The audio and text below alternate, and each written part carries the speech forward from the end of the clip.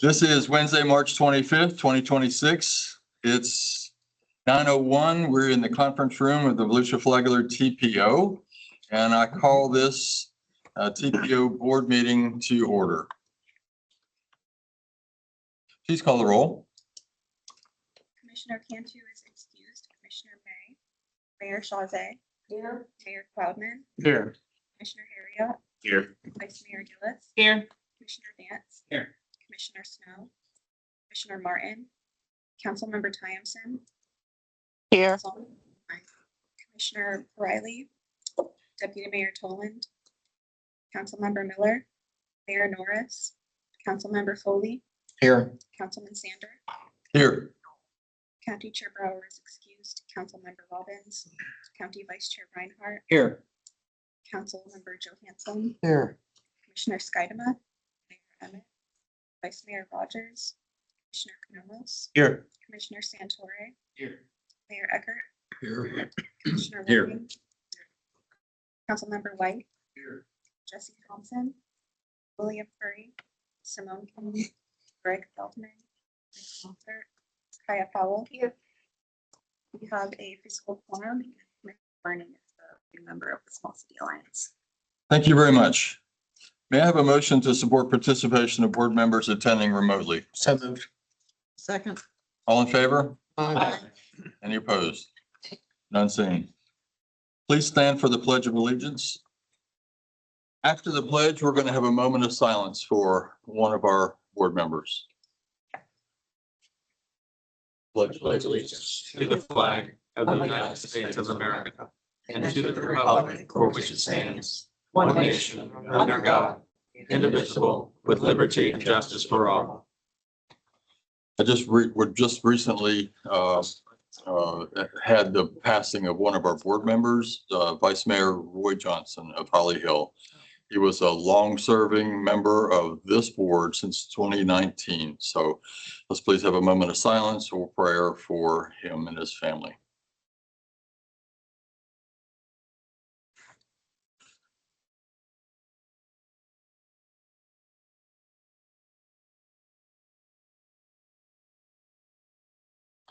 Thank you.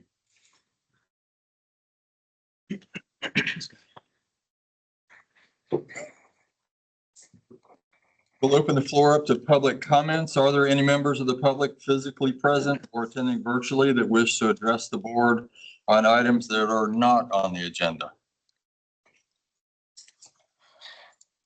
Seeing or hearing none, we'll go on to our consent agenda. The consent agenda was provided for your review. There is a revision. Please note for item E.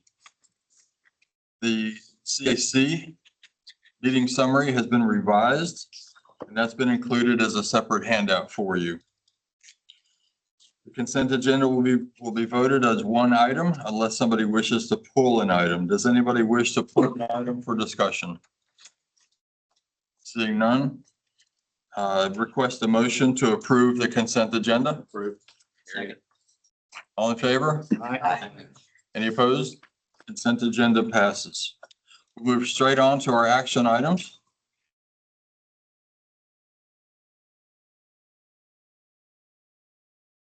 Action item A will be to review and approve Resolution 2026-03, amending the 2025-26 to 2029-30 Transportation Improvement Program.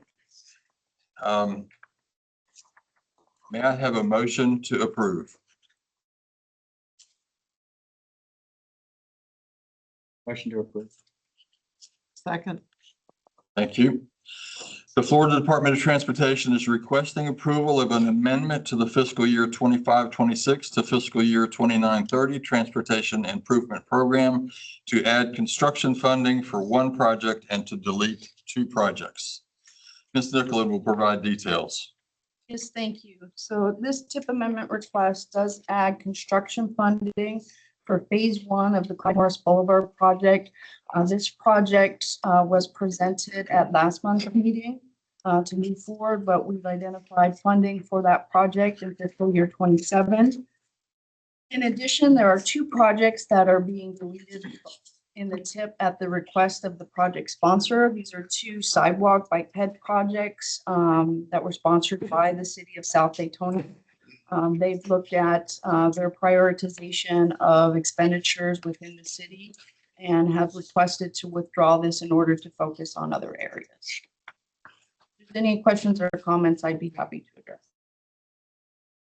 No questions, no comments online? So we have a motion and a second. This is a roll call vote. Please call the roll. Fontaine, Yes. Mayor Cloudman. Commissioner Harriot, Yes. Vice Mayor Gillis, Yes. County Commissioner Dance, Yes. Councilmember Tyamson, Yes. Councilmember Miller, Is that me? You? Yes. Councilmember Foley, Yes. Councilman Sander, Yes. Apologize. County Vice Chair Reinhardt, Yes.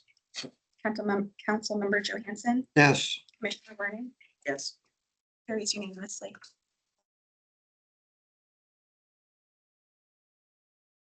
Resolution passes unanimously. Thank you very much for that. We'll go on to item B. It's to review and approve Resolution 2026-04, amending the fiscal year 2024-25 and 2025-26 Unified Planning Work Program, that's UPWP, de-obligating funds and authorizing an amendment to the TPO Metropolitan Planning Organization Agreement. May I have a motion, please? Motion to approve. Second. Reinhardt. The TPO staff is requesting to de-obligate planning funds from the second year of the current two-year UPWP. So these funds can be made available for use in the first year of the new UPWP. Ms. Nicklin will provide additional information. Yes, thank you. This is an exercise that the TPO goes through every 2 years when we're closing out a UPWP and developing our new UPWP. And just as a reminder, the UPWP is the 2-year work program for the TPO. So it identifies all the planning projects that we anticipate doing, all the staff time. There is a budget component tied to it. So what we do is we take a look at our current UPWP and any funds that we don't anticipate spending down by the end of the fiscal year, we de-obligate from our current document. So those funds may be made available to us in the first year of our new document. We presented our new document at last month's meeting, compiled the draft and submitted that to FDOT for review. So that document will come back next month for approval. But this is the process to pull funds out of our current UPWP and budget them in our new UPWP. So working through the budget numbers, we've identified $1,320,200 of PL funding. Those are our planning funds, and $150,000 of SU funds to de-obligate. So that is the request. If there's any questions or comments, I'd be happy to address them. Questions, comments, in person, online? Seeing none, we do have a motion and a second. This is a roll call vote. Please call the roll. Yes. Mayor Cloudman, Commissioner Harriot. Yes. Vice Mayor Gillis, Yes. Commissioner Dance, Yes. Councilmember Tyamson, Yes. Councilmember Miller, Yes. Councilmember Foley, Yes. Councilman Sander, Yes. County Vice Chair Reinhardt, Yes. Councilmember Johansson, Yes. Commissioner Werning, Yes. motion carries unanimously. So the motion carries unanimously. Thank you very much for that. We'll go on to item C, and it's to review and approve a 2025 annual FDOT TPO joint certification report. Have a motion, please? Motion approved. Each year, FDOT District 5 and the TPO must jointly certify the Metropolitan Transportation Planning process. This certification includes a review of various practices of the TPO to ensure compliance with federal regulations. Ms. Kaya Powell will give us the details.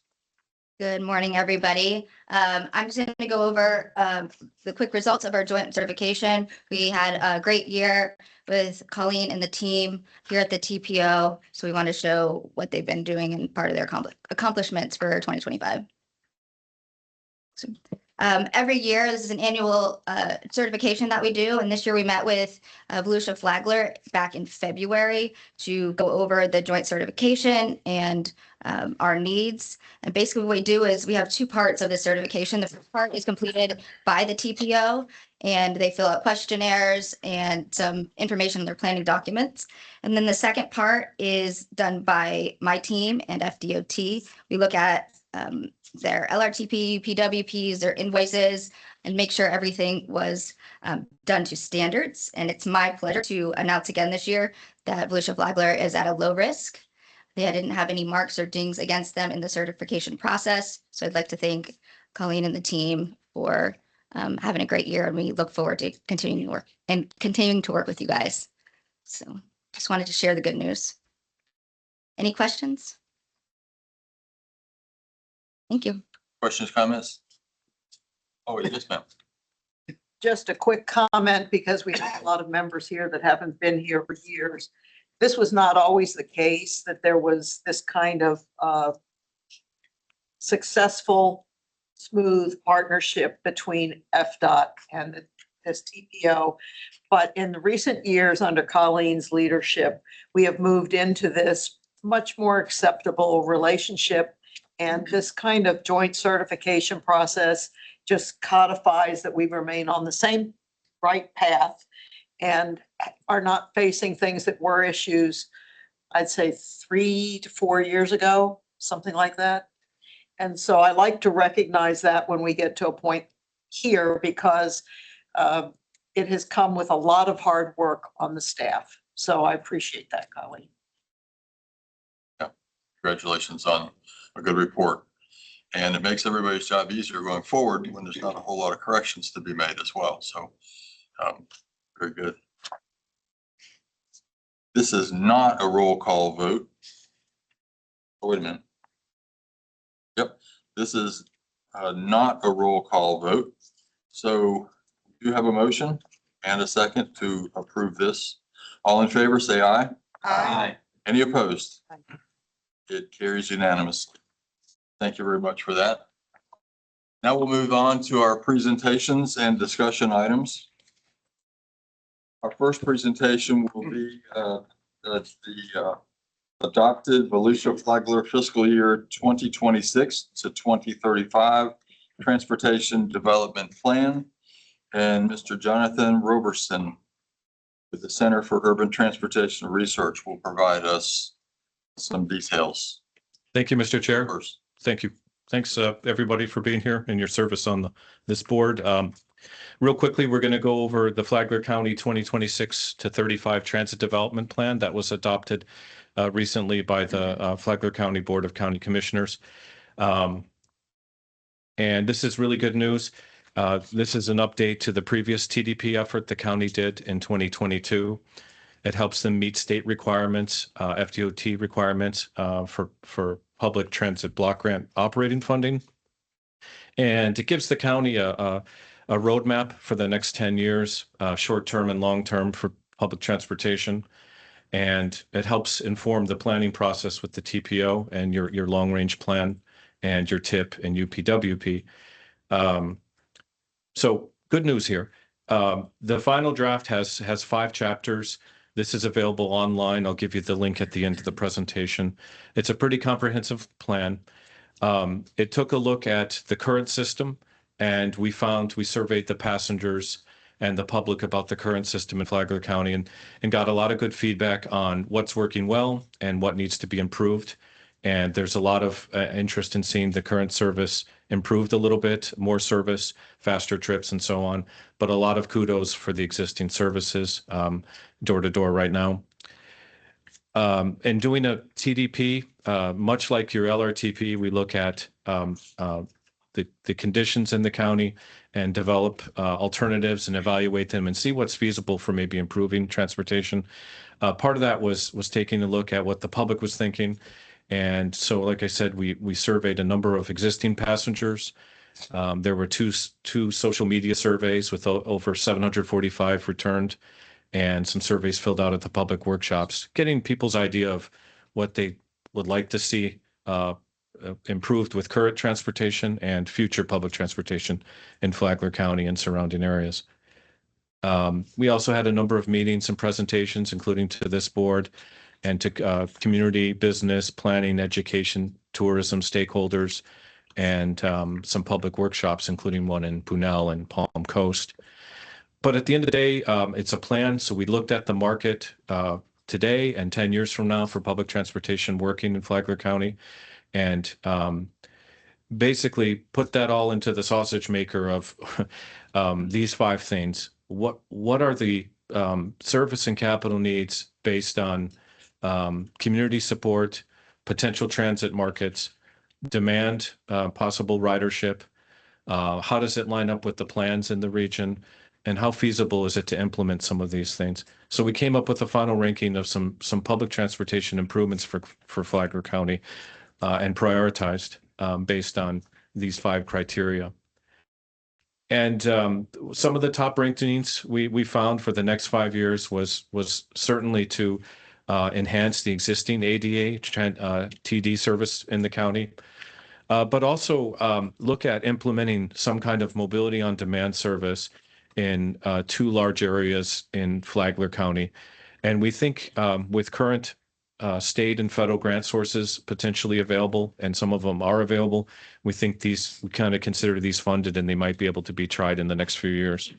There is also an appetite for some fixed routes on some key corridors, such as Palm Coast Parkway, Moody Corridor, and Belterre.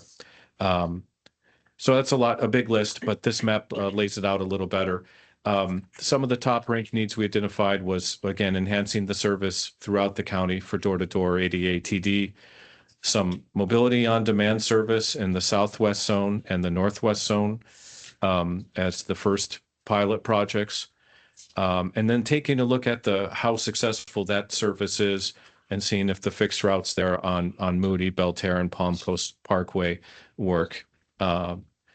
So associated with that is a set of capital needs that would support new existing services and some new services, including modernized scheduling, ticketing, upgraded buses, and some bus stop infrastructure that's safe and accessible for folks. And so that's all in the plan. A lot of capital projects are a little easier to fund in the state and federal transit capital grant world. So putting that all together, we suggested to the county they take some 3 key steps to implement aspects of this plan, the priorities in this plan. The first is to become a direct recipient of 5307 funds with Federal Transit Administration. And I'm pleased to announce that the county was approved on March 16th from the Federal Transit Administration to start drawing down on these grant funds. So if you take a look at the plan, we think those funds will help them be able to pilot a couple of projects that I showed earlier. The other thing is to keep working with the great partners with Florida Department of Transportation, District 5. They often have some service and capital grants available for public transportation services. And that's something we think the county could start in fiscal year 2027. The same with the Florida Commission for the Transportation Disadvantage. And the TPO, big thanks to Colleen and Stephen at the TPO for helping keep us and the county involved with the focus in the LRTP, the TIP, the UPWP on projects and calls for projects and planning assistance. We think the county should continue to work with the TPO as well as they do, and that can help implement some projects like we see in a lot of regions in Florida. This project is nearing the end, and the next plan is to submit. It was approved by the board on the 16th. It'll be submitted to District 5. I'm sorry, it has been submitted for their 60-day review. And the next step really is to get your input, but also to encourage Flagler County to start implementing some key elements of the plan, the priorities I mentioned earlier. So it's good news. It's an approved plan, and we think there's potentially some new funding that could implement some aspects of the plan. But the plan is located at this link. It's a big document, 120 pages, but any thoughts or questions? Yes, sir. I, so we just had our brief in, Volusia County on Votran and on-demand mobility and it turns out we're probably subsidizing that out of the general fund for, I think, about $1.5 million. So this is great, and we get Flagler all liquored up on mobility that they don't currently have. We give them a bunch of money to get started. And then once it's going, they're on their own in an environment where property taxes might go away and the general fund might diminish. What then? It's a great question. What then, Andy? Okay, we haven't approved anything yet. Yeah, so, you know, that's the problem with, for me, with great ideas that are funded by FDOT federal funds and grants. You get them all liquored up on a great idea, and then 5 years later, if they're lucky to go that long, we leave them be and it's hell to pay if you come back. We're in that position. We talked about trying to find efficiencies, and I got 50 emails. There are people that rely on that, and I understand it. But it's a treacherous, it's a bad slope. If we got to be careful. It's a great idea. We all want it, but the question is, do we want to afford it? So just caution. Yes, ma'am. I'm gonna take a little different view, Jake. I'm good. We will know within the next year or so where we stand on property taxes. This plan will move forward at the speed of bureaucracy. And some of it is already partially funded, some of it's funded. But there will be much greater clarity on the parts of Flagler County Commission, or they obligate funds for the item number 2 that's partially funded or the one that's fully funded. And so, yes, if they implement it and there's a 3-year window on federal or state funds, and they don't know how they're going to do it afterwards, they're going to have to be responsible. But I think that the answer isn't stopping the planning process, because Flagler County's growth in this 3 to 5 years that it's going to take to move this plan into fruition is going to be pretty significant. And so the current demand level is likely to be much smaller than the demand level by the time they're getting to fund it. So I think that they will have to evaluate it at each step. But I think the planning process and putting the framework in place and prioritizing what happens next and where the funds are to cover it, and then thinking medium to long term, if you're in the decisional role in the commission, would be the way to do it. Thank you. Mr. Dance. I just had some questions about the recommendations for the current the enhancements of the current service. Mm-hmm. So for everybody's information, currently it's a scheduled service. It's not on demand. It's not fixed route. You have to call in. It's limited, I think, to those with disabilities or issues.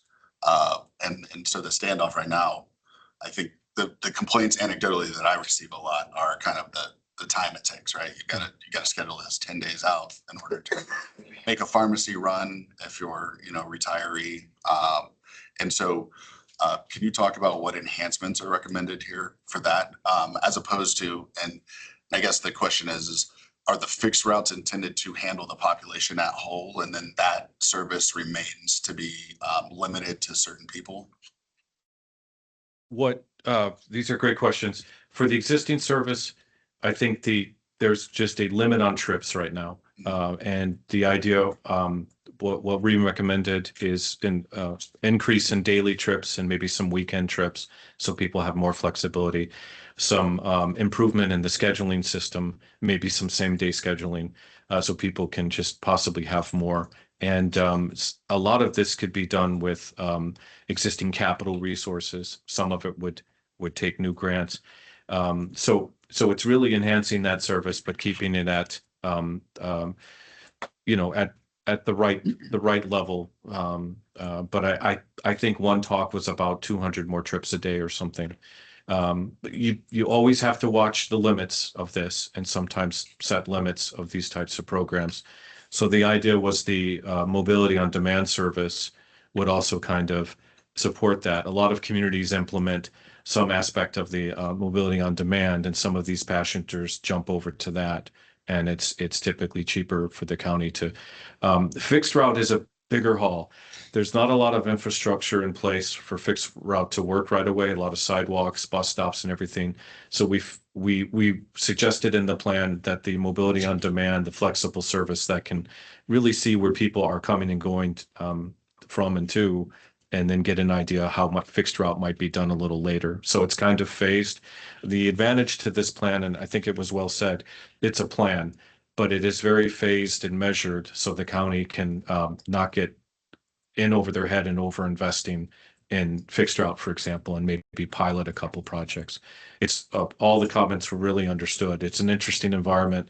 I've been at 3 different MPOs, TPOs this year with the property tax issue coming up. It's there.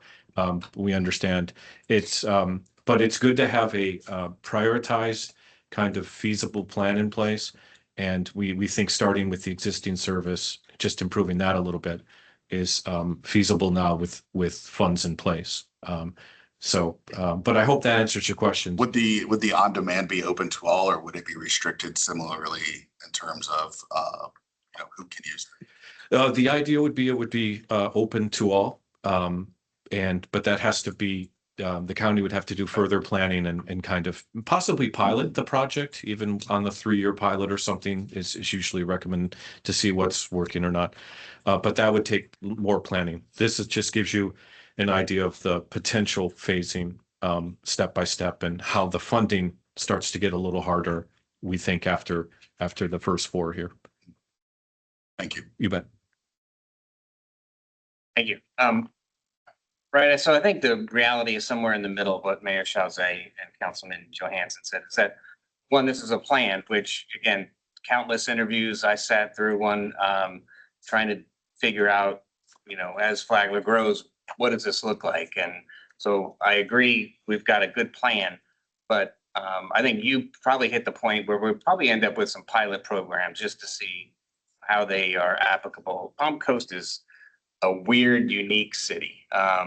Through the master planning process, limited sidewalks within our residential areas, and things so spread out that it makes fixed routes really hard.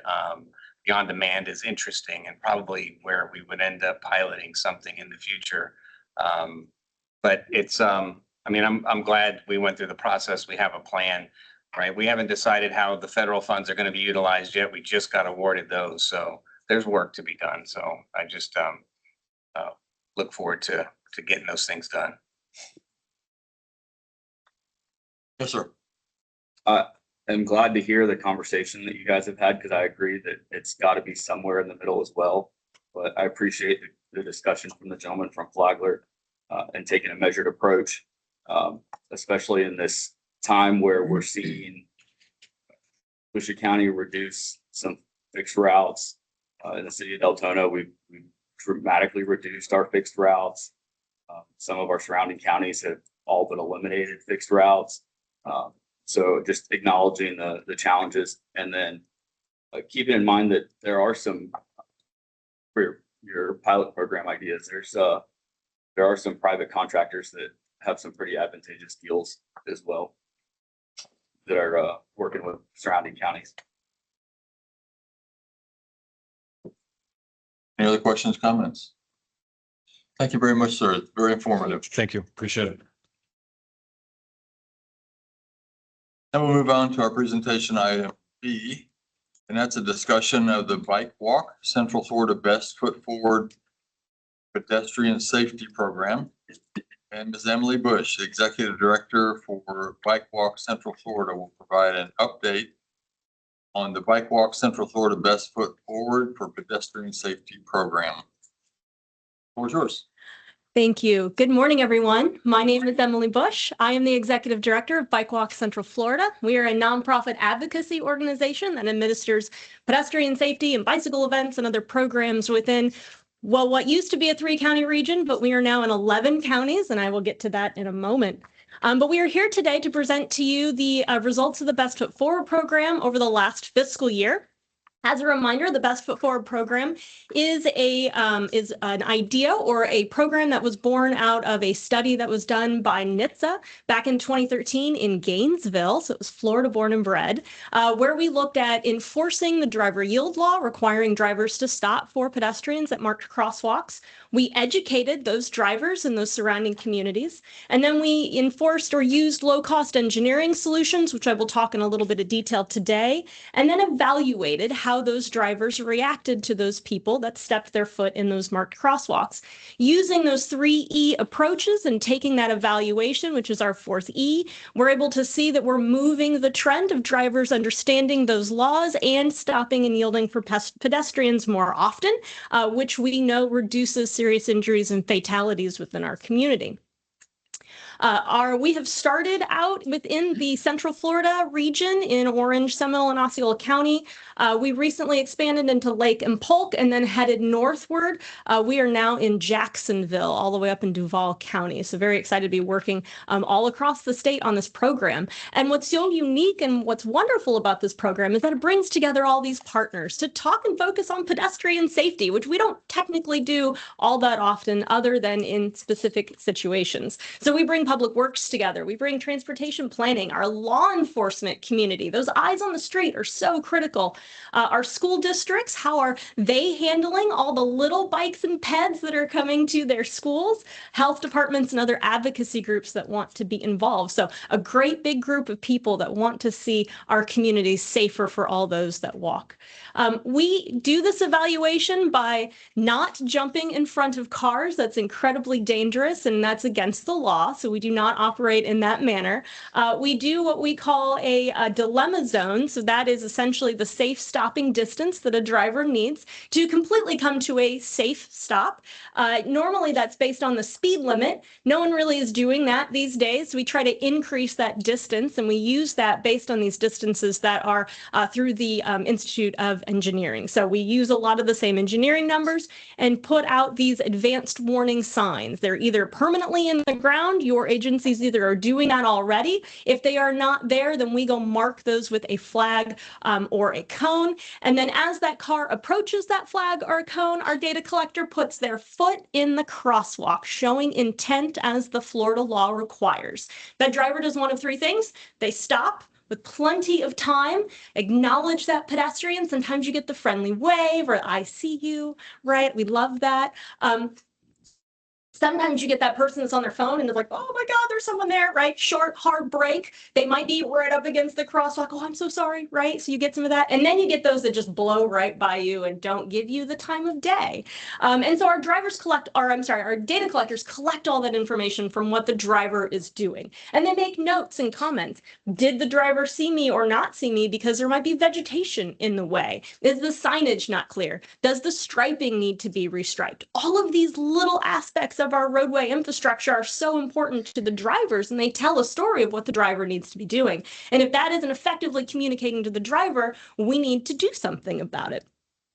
So across the whole program, we've been implementing low-cost engineering solutions. Many of these have come out of the recent Vision Zero action plans that have been put together. But here's some program-wide data that we've been able to pull together. First and foremost, the delineator posts, those flexible plastic posts in the road, have a greater rate of increasing the driver yield rate than any other low-cost engineering solution. So you pop those plastic things in the middle of the road, driver's going to go, whoa, there's something sticking up in the road. I'm going to slow down, right? Unfortunately, we have to put plastic things in the road for people to slow down. People don't necessarily do that. So small plastic things seem to be working. But across the program crosswalks, we've been able to do this specifically in Seminole County. We've seen a huge increase in that driver yield rate, almost 30% overnight. Those are very, very inexpensive to install. Speed humps ahead of the crosswalk versus raised crosswalks actually have a greater driver yield rate compliance than if those are raised. One of those reasons why is because that driver is already slowed down. They've already had to go over that hump. They see that pedestrian instead of approaching that hump and then going, oh, maybe there's somebody there that needs to cross. We have a small sample size of that, mostly in the city of Orlando, but we were able to take some good before and after data on 6 crosswalks in that community. And then as far as beacon type goes, so those are those flashing beacons, those circular flashing things that we see on the side of the road, those ones that repeat constantly, that don't change, have no impact to the driver yield rate. So if you all have control over that, stop wasting your money on those. They do nothing. If you can install a rectangular rapid flashing beacon, we don't recommend those everywhere. There are certain conditions where those are really effective, but when they are, it's a 73% driver yield rate. So 3/4 of people are stopping for people. That's when they push the button, right? When they don't, it's a regular crosswalk, and we see very similar driver yield rates to any other mid-block crossing. The pedestrian hybrid beacons are those signals now that you see that go back and forth with red and yellow, and they're very confusing. You're like, what do I do?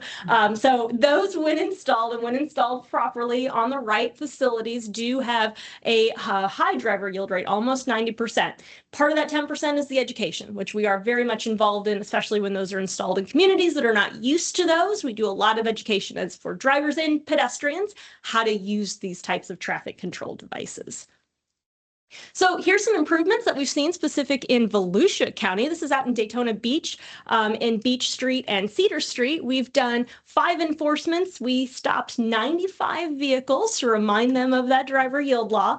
We also went out and did a sign waving event. I'll talk about those a little later in the presentation, but that had an 11% increase in the driver yield rate. So no actual engineering took place here. It was just the law enforcement enforcing the driver yield law and a bunch of us coming out and saying, hey, you need to slow down for people at this crosswalk. And it was effective.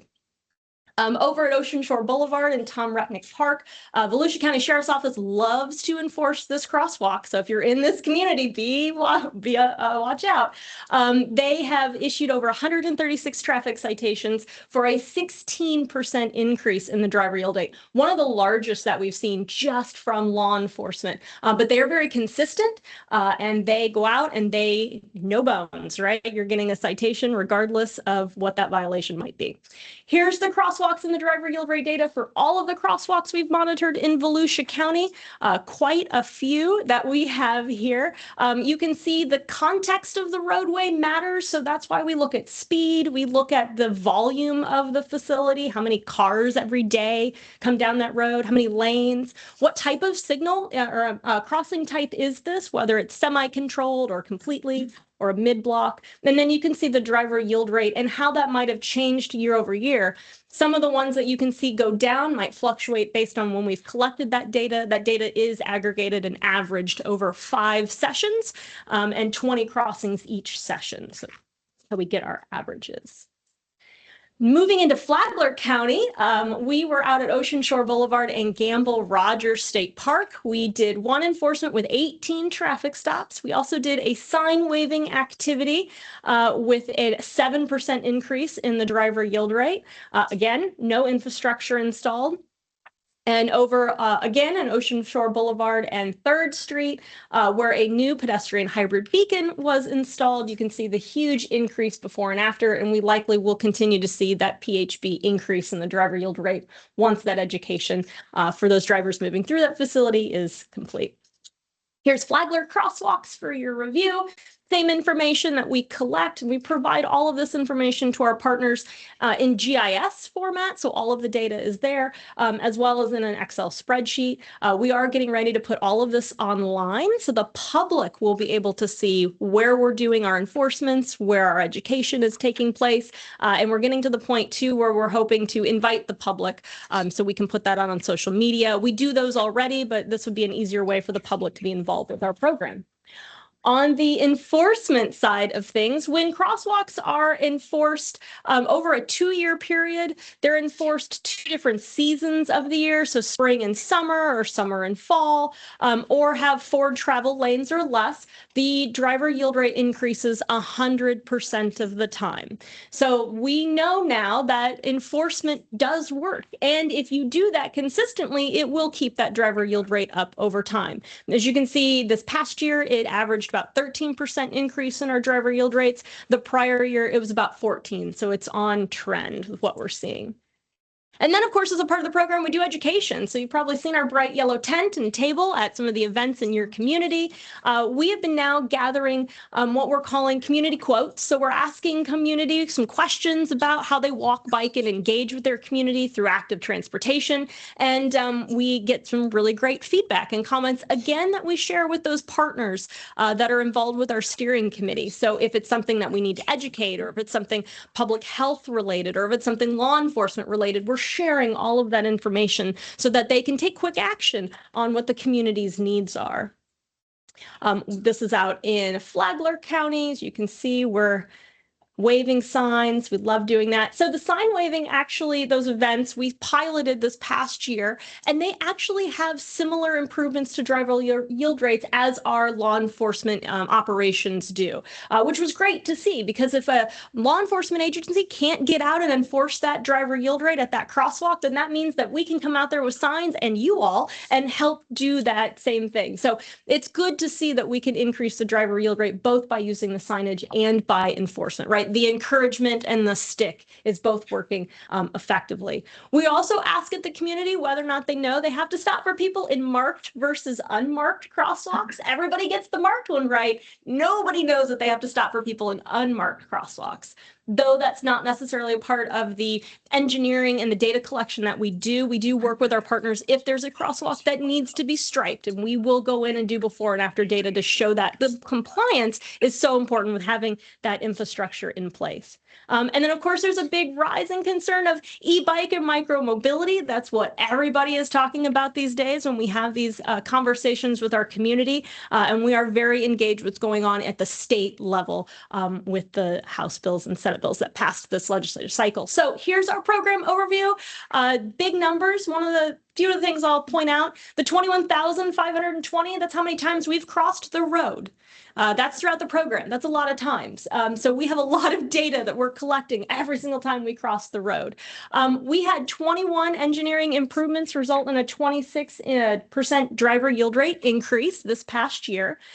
We had over 900 warnings and 700 citations. That's the most we've ever had in this program. So lots of drivers are getting educated, whether they like it or not.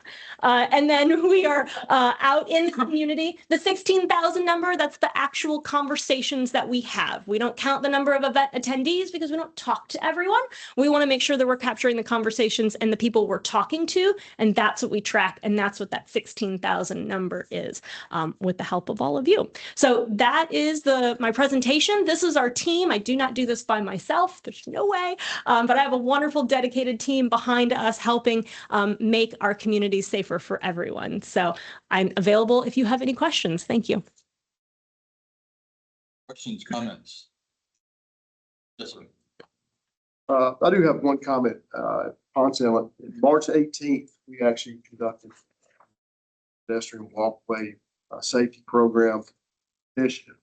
Lasted for about an hour. We had 174 drivers properly yield. We had 16 drivers fail to yield, 13 traffic stops, 10 citations issued, 3 warnings issued, 13 educational handouts, and 2 additional citations were issued. Ponce continues to implement the program. It seems to be working very well. was kind of ironic. I was outside, didn't know what was going on, and we set up the cones and that type of thing the way we're supposed to. But I was actually outside working my yard and saw one of my neighbors coming over, and she was not very happy. Because one of her children had been issued a ticket. And it's really funny because she explained to me the situation. And again, I was unaware that it was check was going on. And I applied to explain to her that, you know, it had to be pretty bad if she was issued a ticket. Because a lot of times, you know, we'll do the warning, the education. And I explained to her, I said, you know, your options are pay the ticket, go to court, or pay the ticket, and also you can go, you know, do the educational class and see about, you know, what else can transpire.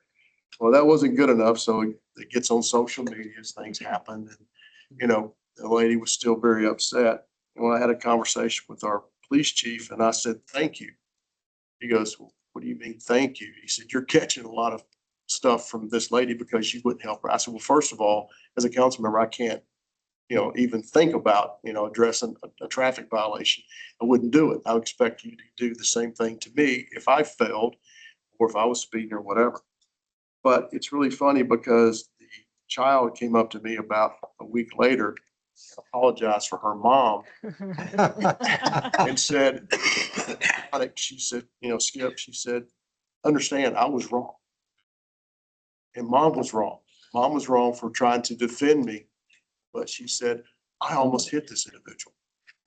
And she said, I deserve that ticket. And she said, and thank you for Ponce Inlet for doing what you're doing. So I wanted to share that story because, you know, very close to hitting our police chief, which he was watching, but he was the one doing the walkovers. And they were at, you know, we have 1-4 lane for a brief time period in Ponce Inlet. And the car had stopped in the left-hand lane. She didn't see the car stop, so she shot around the car and the officer was right in front of the car that had stopped. And so luckily she did. And on a side note to that, the ironic piece is this child had gone down to, was coming back from Ponce Inlet Town Hall, volunteering or turning in her paperwork to volunteer as a volunteer for a project. So it was kind of one of those things, and her mom says, well, I'm going to make her just pull her paperwork from being a volunteer. I said, why? Why? So, you know, it's funny how these things really help. And again, we focus hard on Ponce is a small town. We have way in and one way out, basically. And we continue to have problems. And I know we'll stay on top of it. And we looked at going, you know, to the beacons and you know, my only concern about that was aesthetically, you know, how it changes the entire outlook of a town. So, you know, we're kind of torn on what direction we want to go, but these do help. And again, for only one Ponce Inlet resident to get a ticket is pretty good. So I just want to share that. Thank you. Thank you. Any other comments, questions? Yeah, my takeaway, sir, is that Skip can't fix a ticket. That's exactly right. That's my takeaway. Do not call me because I won. And I will finish it. The officer that actually issued the ticket, and again, small town Ponce Inlet. Yesterday was outside and the officer, I won't name his name, comes up and he was checking my temperature to see, he was making sure I was still going to talk to him. And I said, Sergeant, so to give you a clue, I said, you did exactly what you needed, whether it was me or Jane, my wife, or anyone else. If we break the law, you better write me a ticket. I don't care if I'm a council member or not. But he was checking the temperature to see, and he said some people won't even wave at him now because of that. But again, small town. Yes, sir. I just want to say thank you for being out last Thursday in Flagler, and April 1st is our next one. Yep. So I'll be able to make that one. I couldn't make the last one. Good. But what is interesting is the social media discussion. There was an article about it and the comments afterward there. We still have a lot of education to do. So Yes, absolutely. they were calling it entrapment and other things. So. Yeah. They got caught. I saw that. Yeah. That's, We have the whole methodology on the website. We usually just point them there and Right. say, this is why this isn't entrapment, because you were notified on 5 different media sites, right? So, no, there are signs that we put in the road that Right. said, crosswalk enforcement, right? So it's like if you're driving and looking at the sign, you should know. But anyway, Thank you again. Yeah, thank you. Thank you for your support. We appreciate it. Unfortunately, most people are probably looking at their phone while they're driving and not seeing signs or pedestrians. Exactly. I had a question. Okay, yes, sir, go ahead. Hi, first of all, thank you for the presentation. And just to flag the beach, I noticed we're trying to balance the aesthetics of the pedestrian traffic signal, we can call it. A lot of the, particularly the beach restaurants that Mhm. have obstructed views of the ocean now. Balance that with the pedestrian safety, especially when you see how successful these are. So I just want to let you know.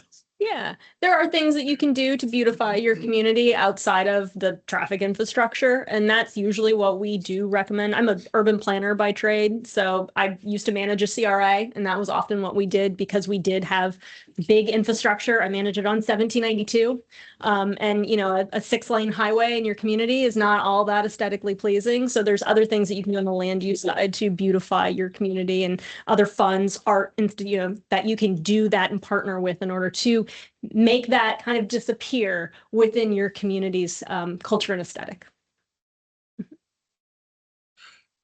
Thank you for that. What is your duration of the intersection visits? How long are you on site for those? Yeah, absolutely. It depends on traffic volume, because we do have to have so many vehicles to cross the road to get the data of whether or not they're going to stop. So if it's a rural facility, sometimes we're out there for a couple hours at a time in order to get the 20 crossings or see enough vehicular traffic to warrant that. On other occasions, if we're doing a signalized intersection, it's how much time it takes us to push the button, walk across, wait, push the button, walk across, wait. So it's the signal timing, really. So it is anywhere from 20 minutes if there's a lot of volume and it's a mid-block and we can just go back and forth. If it's a larger intersection, we've got it, so it takes a couple hours. While we're out there, though, we're collecting observations of what the other pedestrian, cyclist, micromobility users are doing. We also look for ECV users, so electric wheelchairs, moms with strollers. We take all kinds of note of what they're doing, where they're going, and where they're crossing if it's not at a marked crosswalk. Great. I've noticed there are some of the pedestrian hybrid beacons that are relatively new in the area. There's a lot of confusion about how to manipulate those. Is there any kind of a public service announcement or campaign to educate people how to respond to a PHB when the lights go on? So the campaigns that I've been involved with have been facility specific. So when they get installed on the roadway, then there's usually a team that goes in afterward to do that community engagement and outreach across that facility, educating the drivers, educating the people that are walking and using that. I'm not sure about any type of educational campaign specifically in like Flagler County where that PHB is installed or some of the others. Our team is asked often to be a part of that educational effort, but it's usually by our partners that fund our work, and they can just say, hey, spend a couple hours out here. We utilize the pamphlets and the information from DOT, from Alert Today, Alive Tomorrow, which is their pedestrian program. Most of the specific infrastructure type education, DOT does a very good job of developing.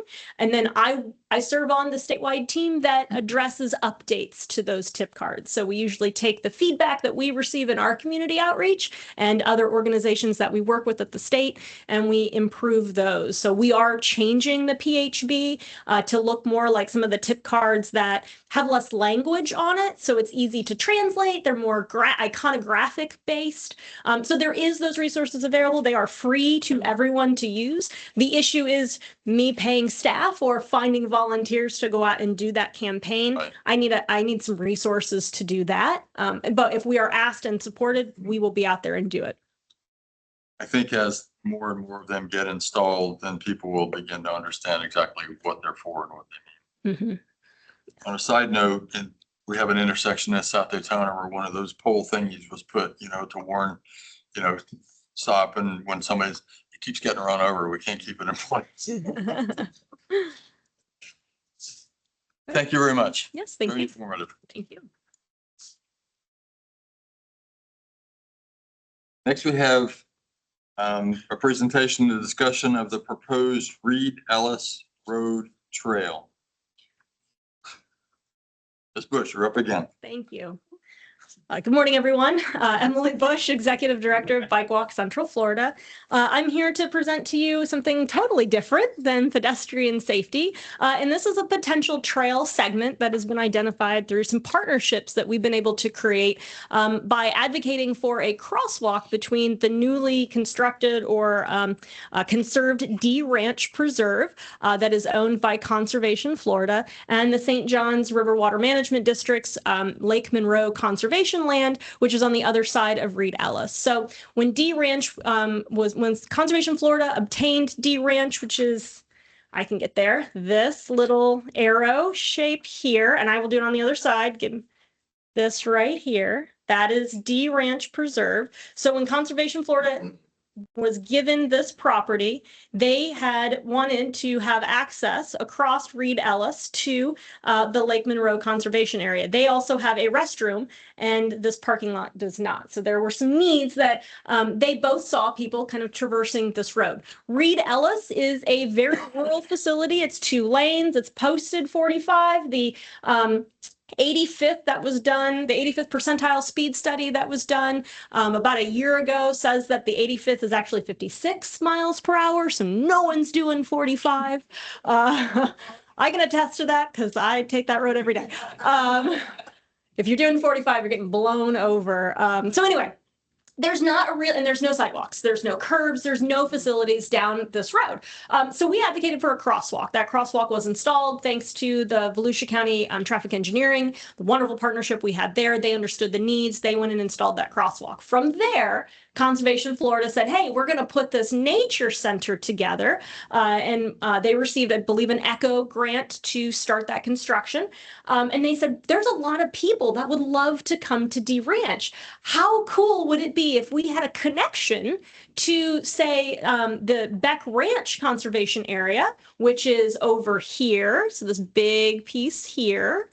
And I'll go to the other side, this big piece here. Wouldn't it be cool if we connected here? And then, hey, State Road 415 has a wide multi-use trail down the side of it. And it connects back up to Osteen to the coast-to-coast trail up here, the St. Johns River Sea Loop. So this would essentially potentially create a small little loop, and it would connect 3 major conservation areas within Volusia County. I mean, how cool would it be to be able to hop on your bike and then go hike, or be able to go walk and hike these areas? And I will show you. So here's a close-up. So let me get into the details of this. What we're proposing is essentially a trail connection running down Reed Ellis to Enterprise Osteen Road, which is up here at this top. So that's that horizontal jog east-west. From there, it would shoot up north to Cortland, which I believe already has some wide sidewalks. Yep, and that would connect smoothly and seamlessly to the trail, create that little loop there. So we're working with our partners, including the St. Johns River to Sea Loop Alliance, to advocate that this be a part of future trail development plans within Volusia County, especially considering the development at D Ranch Preserve. Here's some close-ups. They're not really that close, but I want to point you out to one issue, and I'm going to go on this side. So right here at the intersection of Reed Ellis is State Road 415. If any of you know that road, that is also speed as 55. Nobody does 55. If you're doing 70, you're keeping up with traffic. And at this intersection is where the speed limit drops to 45. And again, they usually don't figure that out till they get to the Osteen Bridge. And so we're very concerned about crossing people at that intersection. There's already been a fatality. We know that there's a crosswalk there that I don't advise anybody to use. I say go up to the bridge and go and come back. But we do know that once the D Ranch Preserve and that nature center open, they're going to have trails within the conservation area, and I will show you that here. So these are the planned trails within D Ranch Preserve, and if you can see at the bottom here, they have an opening that they're actually getting ready to construct so that people can go from Beck Ranch across 415 to enter into D Ranch. When I was talking to them, I said, have you talked to DOT about this? Because you're encouraging people to cross a facility that is not safe to do so. And they said, no, that's what they were hoping we would do. So that's what we've done. We have now talked to DOT about that specific intersection. I will go back here and I've asked them to look at evaluating whether or not it's time to control that intersection. So they have to evaluate the number of vehicles moving in all the directions and say, okay, it does need to come under control. Once they make that determination, it's about a 4-week process. Then they will look at what type of control. And that's where our advocacy and where we really want to be involved, because if there are pedestrians, cyclists, this could potentially be a horse crossing. I'm an equestrian, I have horses, and I would love to ride through these trails without having to put my horse on a horse trailer and take them to one location, get them off, ride, get back on, right? It'd be really cool. And so there are lots of different users are going to be crossing here. I would prefer an at-grade crossing. Some people would like for us to go over 415. So we're going to have to talk about all those different options and the funding components of that. Those are really the next steps. Besides building advocacy momentum around this trail section, asking for you all to move it onto the long-range transportation plan and then help us find funding, hopefully align it potentially with Sun Trail funding. We're having those conversations now with the Office of Greenways and Trails about what that might look like to get on the Sun Trail, the priority list for the Office of Greenways and Trails and receive state funding to connect these conservation areas, since we know that is what the legislation really wanted a few years ago when they combined the wildlife corridors and the Sun Trail trail development into one large fund. So with that, I'm happy to answer any questions that you may have about this and anything else. Thank you. Questions, comments? Yes, sir. Shameless plug, D Ranch is the southeasternmost portion of the city of Deltona and one of our greatest assets that we've added in the last year and a half, maybe. And if anybody hasn't visited, it is a phenomenal facility, and Conservation Florida does a phenomenal job managing that and really actually conserving the land, not just keeping it old Florida cattle, but working to preserve and restore native ecotypes there. Take a trip if you haven't been there. Very nice.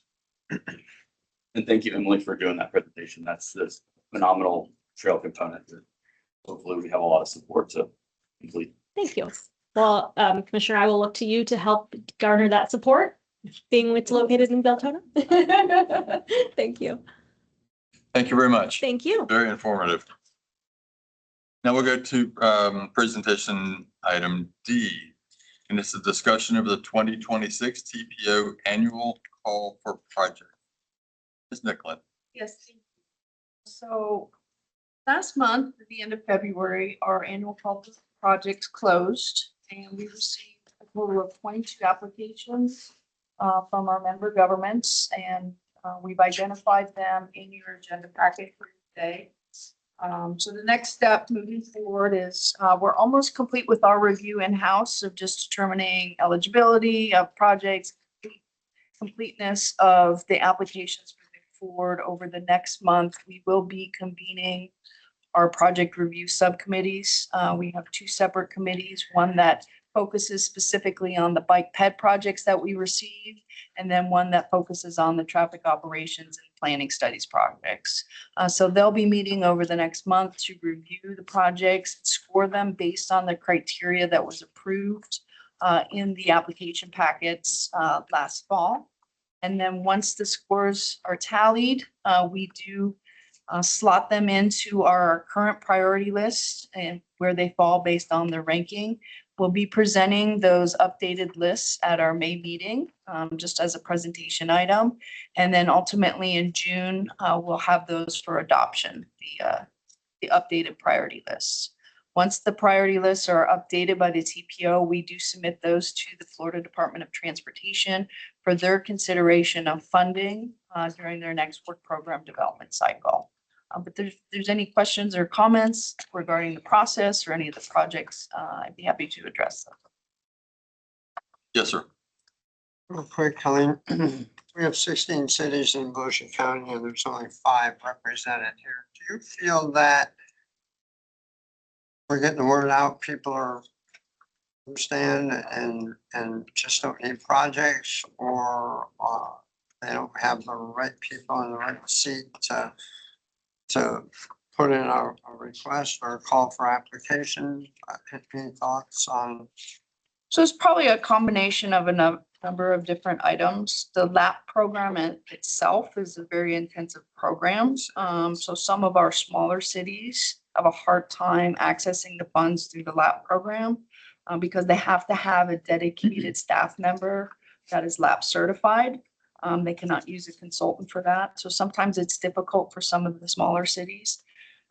And then on the other side, some of the larger cities or even the county sometimes forego the LAP process because once you federalize a project, it's a lot cheaper for them to do it in-house. So we found that the program really supports kind of the middle size cities moving forward. They've had a lot of success. Also, these are just the new ones we've received. A lot of times, last year, we did receive some applications from cities that didn't submit this year because the other thing that they balance is the capacity to be able to manage the projects year after year. So it's these are the new ones that have come in this year. Yeah, if you find that they're not applying because they don't have the capacity, if you could let the county know just so we can help in any way we can get those projects because they benefit the entire county, right? Absolutely. So. Absolutely. And Volusia County has supported, I know they were working with the town of Ponce Inlet for a sidewalk project and managing that project for them. Good, Yeah. thanks. Appreciate it. Yes, sir. Councilman Johansson, on this similar topic, the city of Deltona doesn't have any projects on here this round, but we had a fantastic meeting with Colleen last week or the week before last, identified some of those issues, one being the LAP certified staff member. And then, we've had some internal struggles over the last year or so with management and whatnot that we've gotten straightened out, and have a robust plan to come back to TPO and submit a very detailed list of projects next year. Find yourself short, let us know. Will do. Thank you, sir. Yes, ma'am.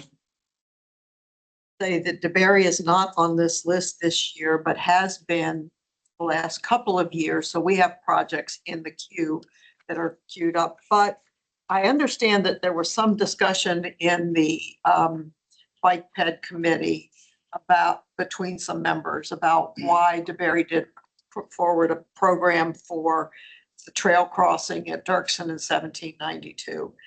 And I just wanted to mention, in case anybody had heard any of this discussion, that the city of DeBerry is working to get a direct federal appropriation that would address that situation, possibly across Benson Junction, which is not county, which is us. And also an evaluation of Fort Florida road crossing, because that will be extended and it will be a 4-way traffic signal in the foreseeable future. So there are 2 things that are under consideration in DeBerry as it goes to bike ped at critical areas. And I think that sometimes cities are looking for things in other forms because they find that will work better for what they're doing. So that's, if you heard any of that discussion, it's not that the city isn't addressing it. We have an alternative path.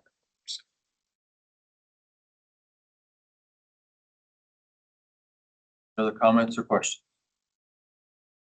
Well, thanks for that. That's pretty exciting. All these new projects coming on, being applied for. Hopefully they can make it way through the system. Next is our FDOT report and Ms. Kaya Powell. Hello again. Couple of items today. The first thing we'll start with is projects that have started this month. We have on the left the Southbridge Avenue at Marion Avenue We're going to doing median modifications that have started this month. And the second one is the State Road A1A from north of Roberta Road to Flagler County line. We're doing resurfacing and pedestrian safety improvements for that project.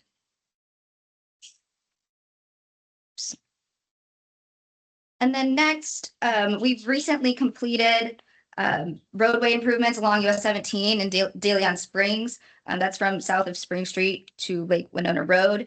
And I just wanted to show a good news video that shows the improvements and what it's done for the community.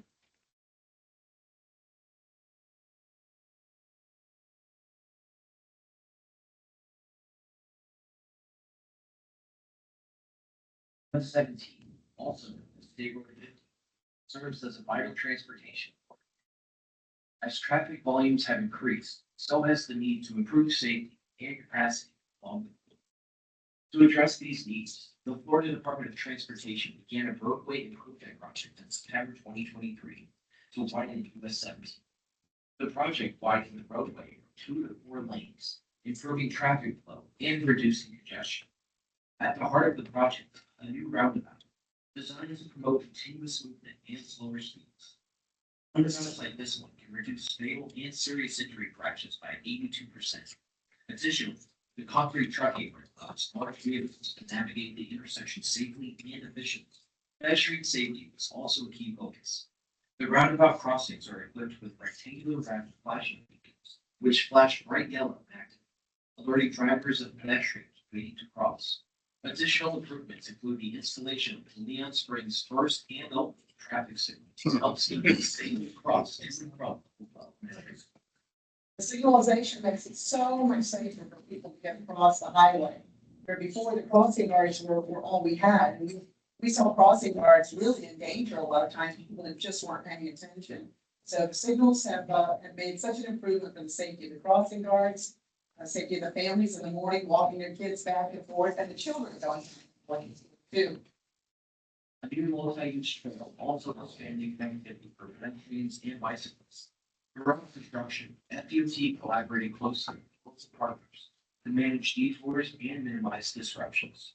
Together, these improvements create a safer, more efficient roadway for drivers and pedestrians.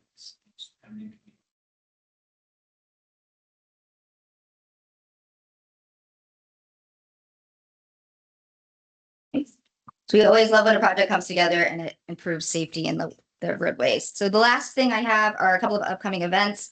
Up here, you see one on March 30th, that's Monday. UCF hosted with FDOT is hosting it. They're hosting a career fair at UCF.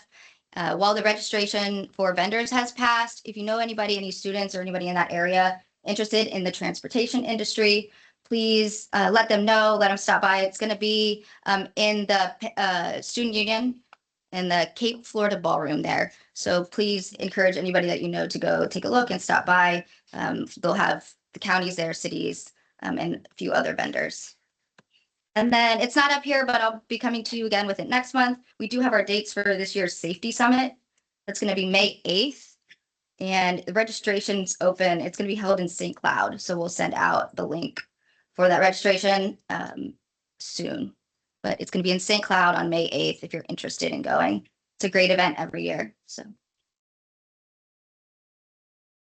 that's it for me today. As usual, your latest construction report is in your agenda packet. If you access it online, there's links to cflroads.com, which is a resource up there. I-4 information is up there, and our safety office is up there with information on, how to use a roundabout and other good tips and tricks. That's all I have for today. Of course, I will be here after the meeting. Does anybody have anything for me today? Wasn't a question. I was gonna say the registration is open. They already registered. Yes. So they did. It's open. Start popping. Mhm. It's available on our safety website, on our safety site. I can send out the exact URL. Thank you very much. Thank you. Now we have our executive director's report. I just have one item today. I had mentioned the safety summit registration. So once we get that information, we'll send that out. But the MPOAC Weekend Institute, so this is Institute of Training of MPO officials, elected officials on TPO and MPO processes throughout the state. It's actually not held on a weekend this year. It's going to be held on a Friday. But it is in Orlando. We do have budget for 3 board members to attend. So if anyone's interested in attending this and is available, please reach out to Melanie and let her know, and we can get you registered for that. I know there are a number of board members here today that have taken this training in this course. So if there's any questions about what it is or the benefits that are received, they can provide some additional information. It's a very good program. It's very informative, very good. It's worth the time. Last time, I believe it was like, I don't know if it was Kiss or there was a heavy metal rock concert going on at the same time in Tampa. And so it was quite interesting going through the lobby. I forget what it was. I don't remember what it was, but Metallica it was an interesting time getting yes. to town. even. There was some interesting apparel being worn. And that was myself, Ty, and Mayor Taylor that went last time, and but it was very informative. Thank you for that. Open the floor to board member comments. Yes, sir. Just to let everybody know, with respect to Roy's funeral, it's arranged to be at the Church of Christ in Holly Hill at 1 p.m. on April 10th. Okay. Well noted. I don't have any specific comments except, oh, I'm sorry. Just a reminder, April 25th is Trails Day. 3 years ago, I worked with our tourism office to initiate the first Trails Day in Palm Coast, and it's become quite the event. So we celebrate the trails, what they bring to the community, and it's with a national organization. So we get support too with different signs and stuff. So if anybody's interested, they can reach out to me. I'll get you in touch with our tourism department, and if you want to initiate something like that in your community. What day was that? April 25th. The city, great partner. Oh, yeah. Yep. Waterfront Park, we hold it there. Yeah, it's a good spot. Yes, sir. Thank you, Chairman. I think some of you, most of you probably know I'm in the music industry, and that has been a bit of a challenge for me, having to travel so much for work over my time here on the TPO.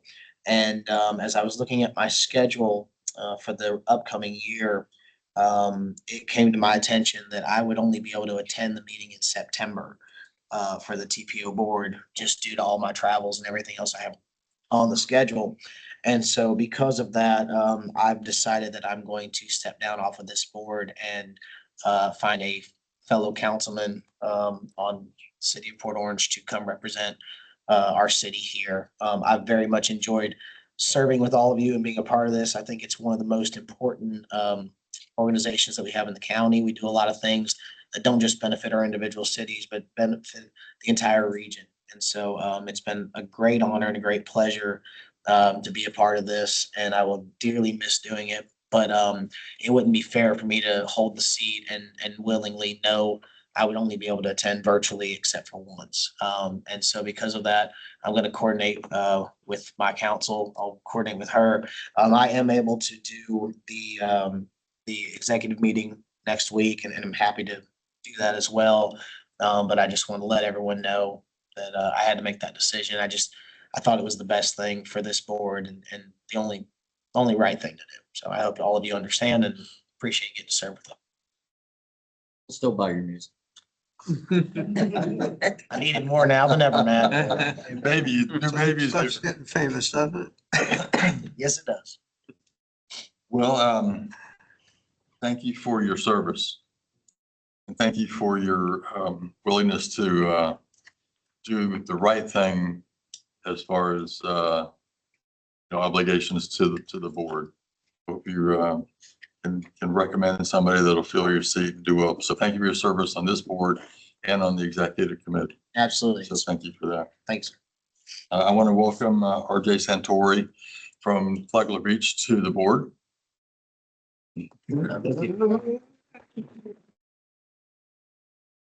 And I don't have anything specific, but I do want to say thank you for your service. Thank you for your time today to come out here and do this important work for transportation in Volusia and Flagler counties. We're adjourned.